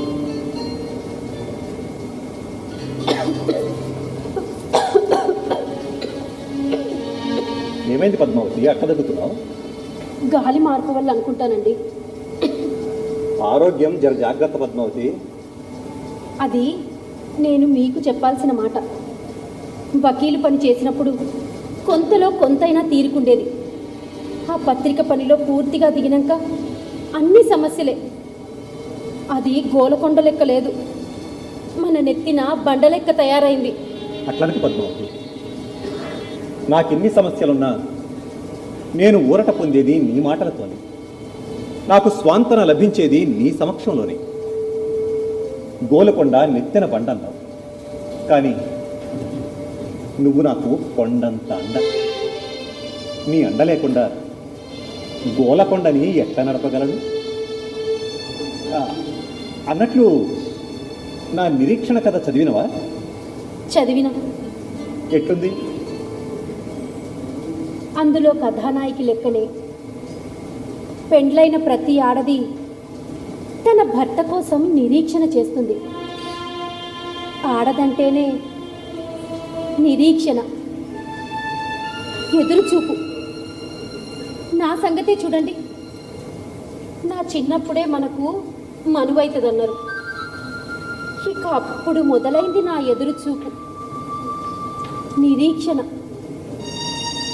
మీ నాయన బతికుంటే ఏమయ్యేదో తెలియదు కానీ మీ అమ్మగారు దగ్గర చుట్టాలమనే కనికరం కూడా లేకుండా పెట్టిపోతల దగ్గర కిరికిరి పెట్టింది.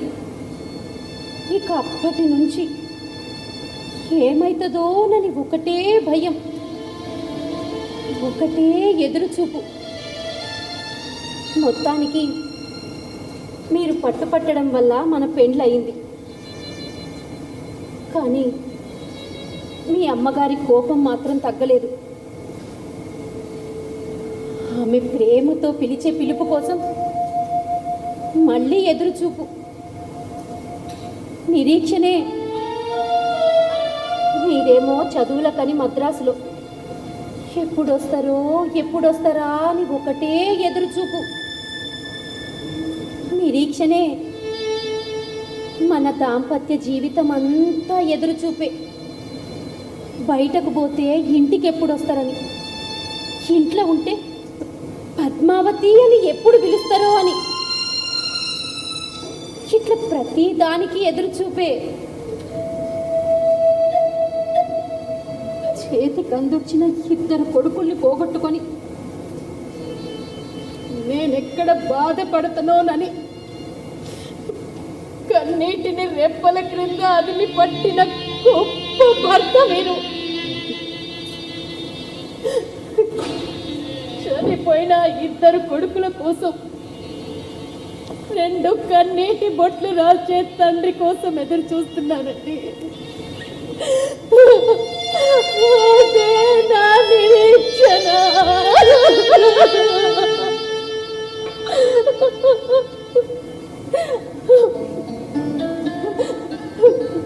పద్మావతి,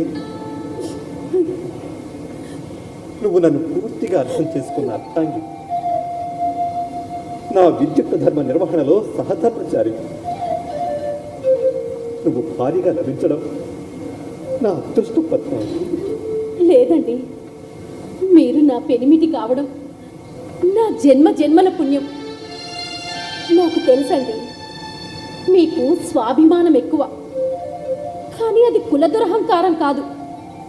మీలో సాహిత్య పిపాస ఎక్కువ, కానీ అది పనికి మాలిన మూఢాచారాలను సమర్థించే పాండిత్యం కాదు. మీలో సంస్కరణవాదం ఎక్కువ, కానీ అది ఈ సమాజాన్ని నాశనం చేసే విచ్చలవిడితనం కాదు. శత్రువుల్ని చంపి సింహాసనాల్ని ఎక్కి రాజులవుతారు. శత్రువుల్ని జయించి రెడ్డి కులానికి రాచరికాన్ని కట్టబెడుతున్న మహారాజులు మీరు. ఎట్లలో మహారాజులు మీరు. పద్మావతి,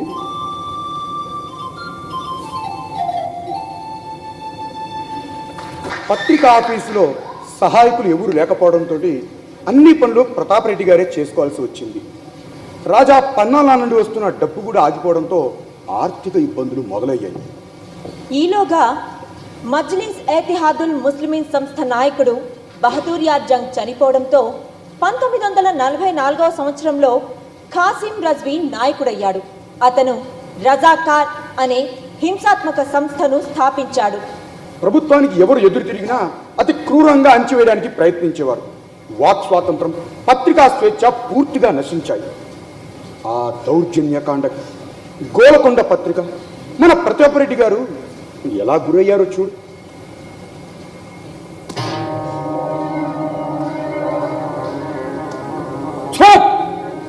तुम झूठ बोल रहा, बिल्कुल झूठ.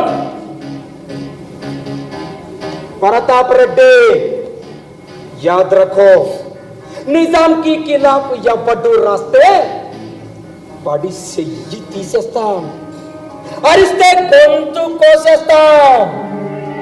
ये हैदराबाद हमारा, मुसलमान की जायदाद. ఇండియాకి ఆజాదీ వస్తుంది అని ఖుషి ఖుషి అవుతున్నారులే, మేరకు మాలూమ్ హే. కానీ ఇండియాకి ఆజాదీ వస్తే ఇండియా ఏక్ ही దేశం नहीं, ఇండియా अलग, పాకిస్తాన్ अलग, హైదరాబాద్ ఇండిపెండెంట్ కంట్రీ, ఇస్లాం కంట్రీ. तुम सब हिंदू కాఫీర్లకు మాది కాళ్ళ కింద పెట్టి తొక్కుతాం. హే ప్రతాప్ రెడ్డి, నువ్వు మామూలు వాడివి కాదు, ఆర్డినరీ ఆద్మీ నై తుమ్. నిజాం కళ్ళు గప్పడానికి పత్రిక పేరు గోలకొండ అని పెట్టిను. పోలీసులు దగ్గరికి రాకుండా ఆ గోలకొండనే మించిన కొండ కొత్వాల్ వెంకటరామారెడ్డిని పెట్టుకున్నావు. सुनो प्रताप रेड्डी, पुराना जमाना गया, अब रजाकार जमाना, कासिम रजवी का आगान. నేను నీ బెదిరింపులకు భయపడేటువంటి కాదురా. అసలు నీకేమైనా బోలో బోలో, అసలు నాకేమైనా బోలో. హరే నోట్లోంచి మాట రాని వాడివి, నీకెందుకంత రోషం ప్రతాప్ రెడ్డి? నాకు రోషం లేకపోవడం ఏమిట్రా కుత్తే? నువ్వు ఎంత బెదిరించినా నేను రాయడం బంధు పెట్టను రా. నేనేం రాసిందో చదువుతే. మీరు మీ నిజాం ఈ తెలంగాణను అంధకార బంధువులో ముంచిన రాహుకేతువులు. అందుకే స్వాతంత్రం అంటే ఏమిటో, దాని లక్షణాలు ఎట్లుంటాయో చెప్తూ స్వాతంత్ర లక్షణములు అని ఇందులో రాసిన. హైదరాబాద్ రాష్ట్రంలో ప్రజా అధికారులపైన, స్వేచ్ఛా స్వాతంత్రాలపైన మీ ఆంక్షలు ఎట్లున్నాయో ఎంతో పక్కాగా విమర్శించి ఇందులో రాసిన. మీ రజాకారుల దౌర్జన్యాలను ఇందులో రాసిన. ఒక్కొక్కటి చదివి వినిపించమంటావా? అంతేకాదు, వెర్రి వెంగళప్ప, చిత్రగుప్త, భావకవి, యుగపతి, సింహ అనే మారు పేర్లతో రాసిన వాడు కూడా ఈ ప్రతాప సింహుడేరా. పోయి చెప్పుకోరా మీ కాసిం రజ్వీకి. ఒరే కుత్తే ప్రతాప్ రెడ్డి, నేను రాయడానికి కలం పట్టిన ప్రతిసారి నా చేతిలోని కలం నా కంటికి ఎట్లా పడుతుందో నా మెడ మీద కత్తి ఎట్లా పడుతుందా? ప్రతాప్ రెడ్డి, నీతి పొగర్కి కారణం నాకు తెలుసు. మాలూమ్ హై ముझे. నీ గురించి కాసిం రజ్వీకి చెప్పి నీది పని పడతా. देखते रहो, देखते रहो.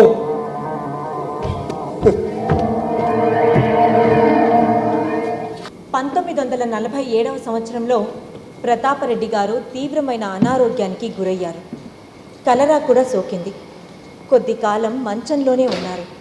ఆ సమయంలోనే గోలకొండ పత్రిక దినపత్రికగా మారింది. పత్రికను లిమిటెడ్ కమిటీగా మార్చారు. వాటాదారులను కూడా పెంచేశారు. పత్రికా నిర్వహణలో అభిప్రాయ భేదాలు వచ్చాయి. ప్రతాపరెడ్డి గారు వాటితో రాజీ పడలేక రాజీనామా చేశారు. ఆయన స్థానంలో నూకల నరోత్తం రెడ్డి సంపాదకుడయ్యారు. తల్లి ఒడి నుండి వేరు చేసిన బిడ్డల ఎలా తల్లడిల్లుతున్నాడో చూడండి. ఏమండి, మీరు బాధపడతారని నేను చెప్తలేను. 2 రోజుల బట్టి మీరు మెతుకు ముట్టడం లేదు.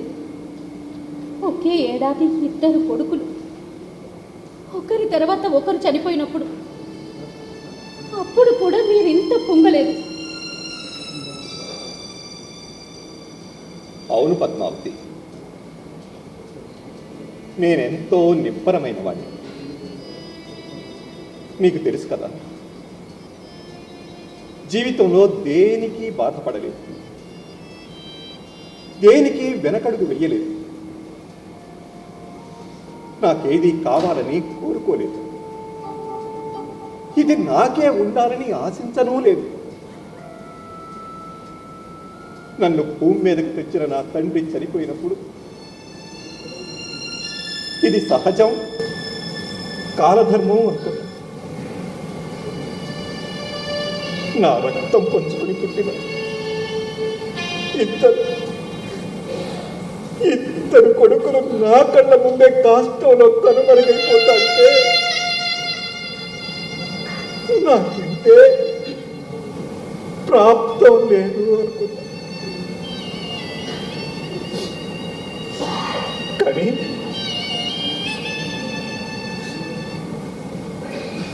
పత్రిక, గోలకొండ పత్రిక నాకు లేదు అనుకున్నా, నాది కాదు అనుకున్నా, ఎందుకో తట్టుకోలేకపోతున్న పద్మావతి. ఊరుకోండి. నా శరీరంలో చేతులు పెట్టి ఎవరో నా గుండెను బయటికి తీసేసినట్టు అనిపిస్తా.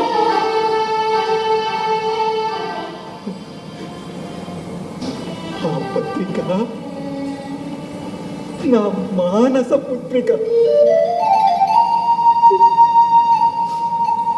పత్రిక లేకుండా ప్రతాపరెడ్డి ఆడుంటాడు పద్మావతి, ఎట్లుంటాడు?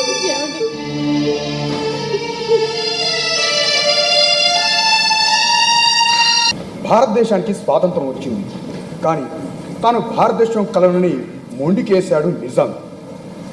సర్దార్ వల్లభాయ్ పటేల్ ఆధ్వర్యంలో, జయంతనాథ్ చౌదరి నాయకత్వంలో సైనిక చర్యతో తెలంగాణ భారతదేశంలో అంతర్భాగమైంది. 1952 సంవత్సరంలో జరిగిన అసెంబ్లీ ఎన్నికల్లో పోటీ చేయమని బూర్గుల రామకృష్ణారావు, కొండా వెంకట్రంగారెడ్డి మొదలగు కాంగ్రెస్ పెద్దలంతా ప్రతాప్ రెడ్డి గారిని కలిశారు. కానీ ప్రతాప్ రెడ్డి గారు తనకు రాజకీయాల్లో ఆసక్తి లేదని, పోటీ చేయనని చెప్పినా వనపర్తి నుంచి బలవంతంగా పోటీ చేసేలా ఒప్పించారు. ప్రతాప్ రెడ్డి గారు ఎమ్మెల్యేగా గెలిచారు. బూర్గుల రామకృష్ణారావు ముఖ్యమంత్రి కావడంతో ప్రతాపరెడ్డి గారు తప్పకుండా విద్యాశాఖ మంత్రి అవుతారని అందరూ భావించారు. కానీ రాజకీయంలో పరమపద సోపాన సూత్రమైన మాయమాటలు, కల్లా కపటాలు, నాయక స్థుతులు, బందిమాగద ప్రవృత్తులు చేతగాని ప్రతాపరెడ్డి గారు మంత్రి కాలేకపోయారు. అది 1953వ సంవత్సరం. తెలంగాణ జన జాగృతికి ఉపన్యాస సరసంధానం చేసిన స్వరం స్తంభించిన సంవత్సరం. తెలుగు భాషా సంస్కృతుల విశిష్టతలను వినువీధుల్లో వెలిగించిన జ్ఞానజ్యోతులు మేఘాల మాటుకి మరలిపోయిన సమయం. వేదాంత కావ్య పురాణాలను వ్యాఖ్యానించిన అమృత కలం మహాశూన్యంలోకి జారిపోయిన సందర్భం.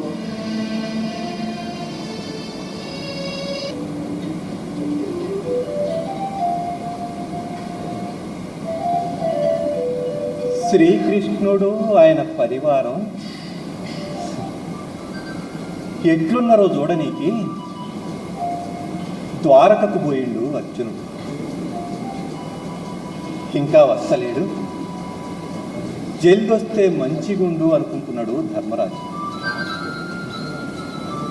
ఎట్లయితేనే వచ్చిండు. శ్రీకృష్ణుని సమాచారం, ద్వారక విశేషాలు ఏమని చెప్తాడోనని ఆత్రంగా ఎదురు చూస్తున్నారు ధర్మరాజు మిగిలిన సోదరుడు. అప్పుడు చెప్పిండు, మనసార మన సచివుడు, మన బియ్యము, మన సఖుండు, మన బాంధవుడు,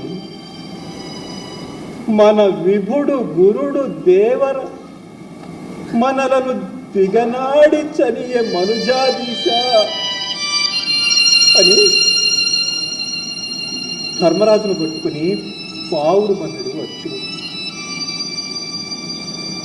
సోదరులతో తన దుఃఖాన్ని పంచుకుని ఆ విషాదం నుంచి బయటపడ్డాడు ఫల్గునుడు. శ్రీకృష్ణుడు అర్జునుడికి ఎంతటి వాడో కొత్వాల్ రాజా బహదూర్ వెంకట్రామారెడ్డి గారు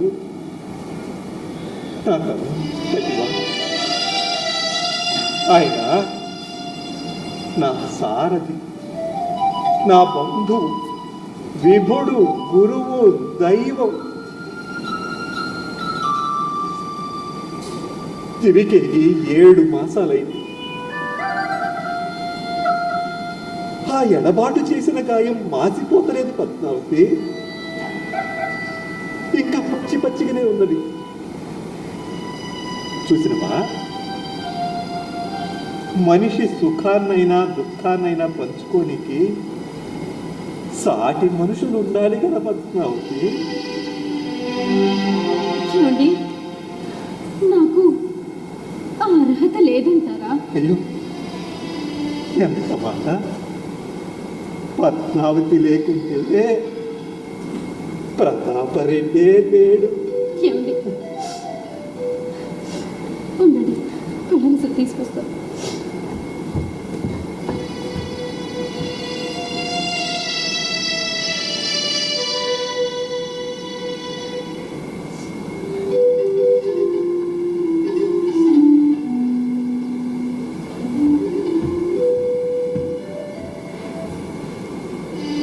ఏం రాస్తున్నారు? ఉత్తరం. ఎవరికి? చలమచర్ల రంగాచార్యులు గారు. ఏది చూడనివ్వండి. రహస్యమైతే వద్దులే. రహస్యమా? ఈ సురవరానికి చెందింది ప్రతిదీ ప్రజాపరమే. చదువు.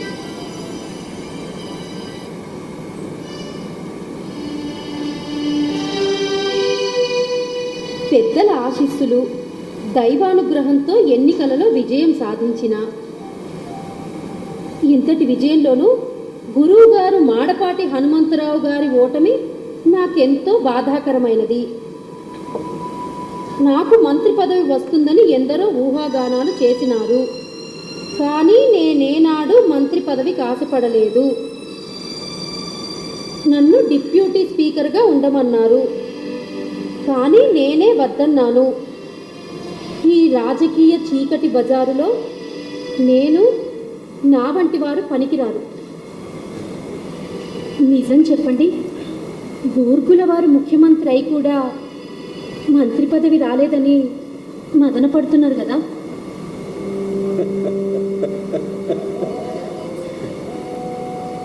వడ్డించేవాడు మనవాడే కావచ్చు, కానీ వడ్డించడానికి ఎన్ని అడ్డంకులు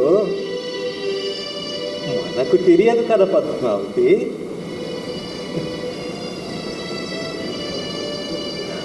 ఇక నా కలం దించుతున్నాను. నేను కొలది కాలంలో దిగిపోవుట లేక ఎగిరిపోవుట జరుగునేమో. దానికి సిద్ధంగా ఉండవలేను. చూడండి, ఏమైందండి? చూడండి, ఏమైంది? పద్మావతి, చెప్పండి. గుండెల్లో నొప్పిగా అయ్యో, ఉప్పు వేడి చేసి తీసుకు. ఇప్పుడు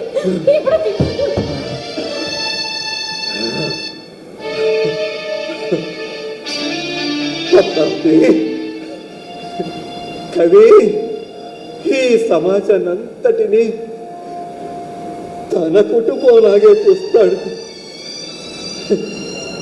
తన తరువాత తన కుటుంబాన్ని ఈ సమాజం పట్టించుకుంటుందో లేదో అని కూడా ఆలోచన చేయడు.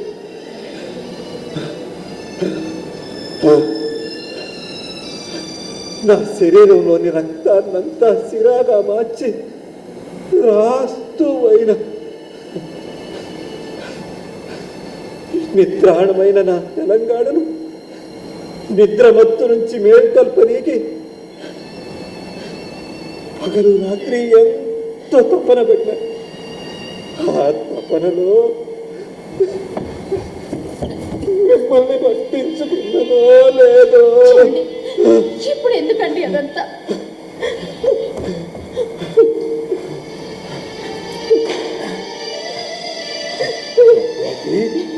చెప్పండి.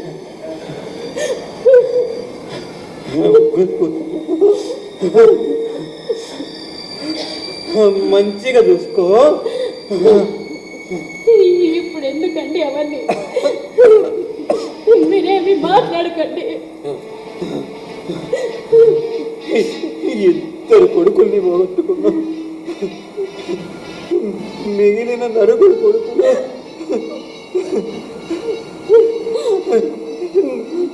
నిన్ను మంచిగానే చూసుకుంటారులే. మీకేం కాదు, మీరు ధైర్యంగా ఉండండి. ఇది జాలి కలగుంట పద్మావతి.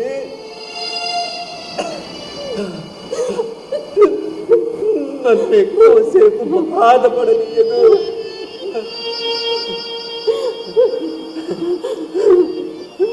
నాయనా కృష్ణవర్ధన్,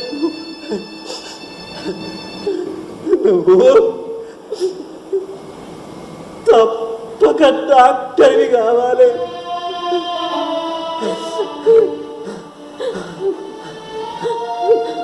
విష్ణు, నాయనా విష్ణు,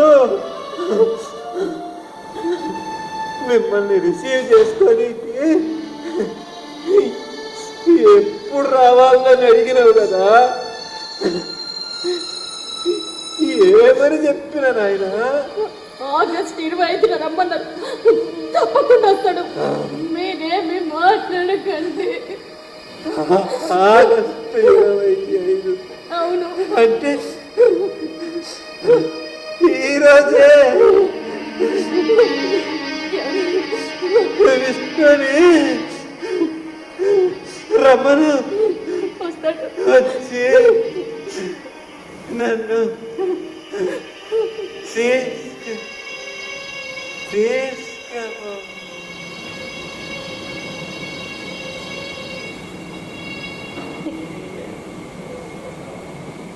ఏమండి? ఏమండి?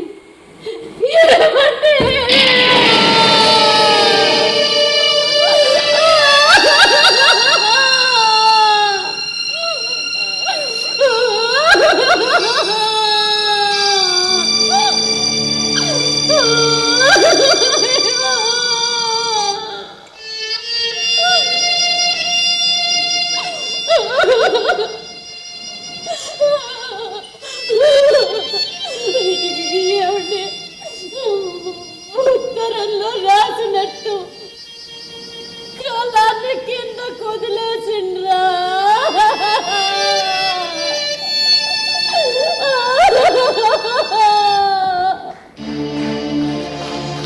ఈ కాలం కాలంతో నడిచింది కాదు, కాలాన్ని తనతో నడిపించిన కాలం.